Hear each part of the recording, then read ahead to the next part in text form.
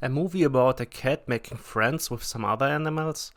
You already had me by cat. As most years, I was also visiting the ITFS this year, the International Festival for Animated Films, in Stuttgart.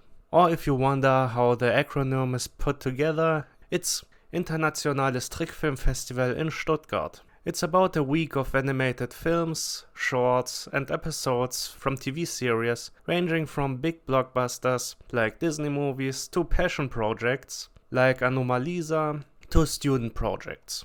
Basically everything an animation fan wants is there in Stuttgart for a week. This year there were some more mature movies in the focus, also ranging from different genres and styles, also mostly focusing on stop motion.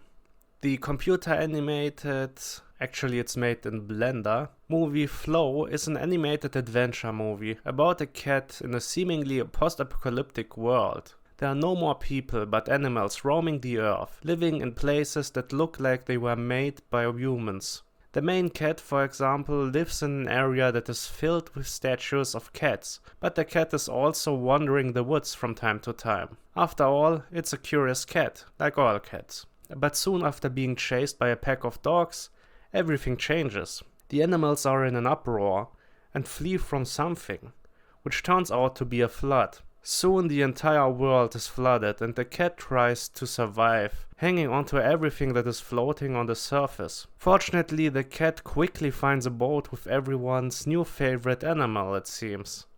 A capybara. Soon thereafter, also one of the dogs from the pack and the lemur join the survivors in the boat. Eventually also a big bird.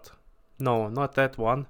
A secretary bird joins the group. And these are obviously animals that usually don't work well together. And here now they have to do so. The cat and the secretary bird respect each other relatively quickly, but the bird is very harsh to other animals at times. The lemur is just a dick and chases everything that was left by humans, like bottles and mirrors. The dog is kind of dumb but good-hearted and tries to learn from the other animals, and the capybara is, well, just a capybara. I guess also good-hearted and friendly overall though. We see them getting closer to each other for the most part over the course of the movie. It's also just cute and interesting to see those animals work together, solve their problems, and guess how they react, because the movie has an interesting idea for the story. There is no dialogue. The animals don't understand each other, and we don't understand the animals. Just by how they react and behave we can make guesses, and are left to our own interpretation.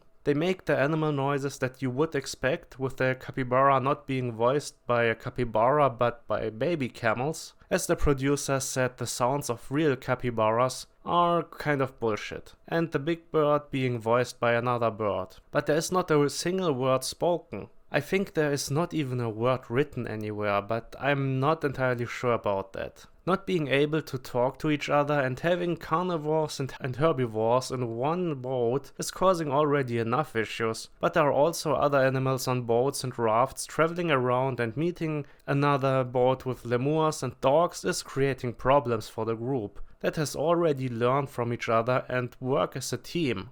There's also some more danger, like a mysterious mutated whale. The animals in the boat are following the cat's instinct to get to a big group of pillars that are rising high above the water, and the adventure is quite dangerous. But there are not just mutant whales, dumb dogs, and stealing lemurs. There are also some fun times. The director and writer was fortunately smart enough to also let the animals just be animals at times. And we see the cat playing with reflections of a mirror and the lemur's tail.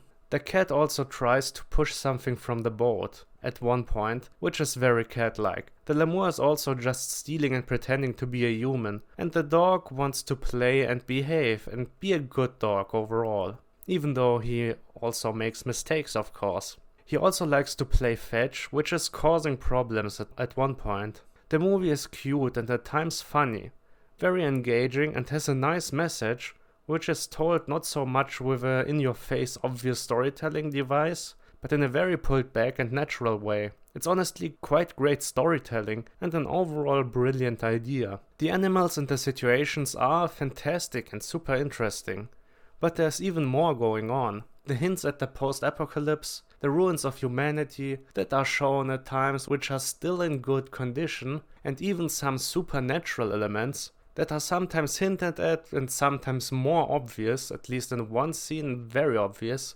are kind of wonderful and leave the viewer room for interpretation what this is actually about, without feeling out of place. The animation and overall technical aspects are also pretty well made, especially for an animated movie with a lower budget. The style is nice, and there was only one short scene in which the animation felt a little bit off, but overall this was looking great. Beautiful and very purposeful in every scene. It just feels like everything was put there for a reason in each scene. The producer and one of the animators were also in the screening and answered some questions from the audience after the film. And it was also a lot of fun, and the two Frenchmen were very funny. They gave a great insight into the movie and also explained that there were no storyboards, and the director Backloggd did all the animatics, which are basically a pre-version of the scenes, and they could simply use them and work them out with all the camera movements that were in the animatic. Pretty cool, but I wonder how long Gins was creating these animatics and how detailed these were, because even simple animatics that are done for a movie like this would take quite a while, I can imagine. But hey, that's animation for you. And as I said, there were also stop motion in the focus for the festival, and there were even shorts that were taking 3 years to complete and that were passion projects. But back to Flow. Flow is a fantastic movie that will surely captivate young and old audiences, presenting a well-created story and a good-looking movie. It's a story about growing as a person, or, well, an animal, learning from each other and finding your way. And it has cute animals and a cat as the hero of the story. Just overall great, and when we left the theater, one of the people I was with said we need more movies like this. I agree. Also, stay till the end, after the credits have rolled. There will be another surprise. And Flow will get a 9 out of 10. If you want to know more about the movies I watched on this year's ITFS, I have logged the long movies on my Letterboxd. You can find the name of my account in the description, together with my Stash account, if you want to see what I have played recently. For the movies on Letterboxd, I have tagged them for the festival. So if you select my review of Flow, click on the tag and see the other movies I have seen on this year's festival. See you in the next video.